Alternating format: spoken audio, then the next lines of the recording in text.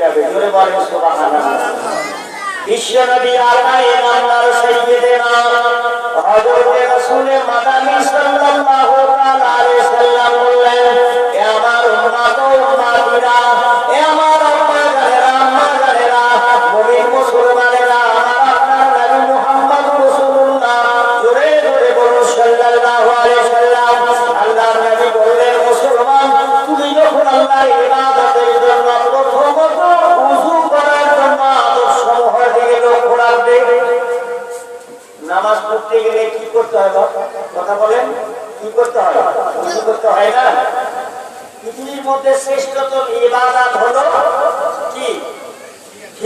জিকির পড়া। ও জিকির শুধু লা ইলাহা ইল্লাল্লাহ না, এই নামাজটাও জিকির। জোরে বলেন না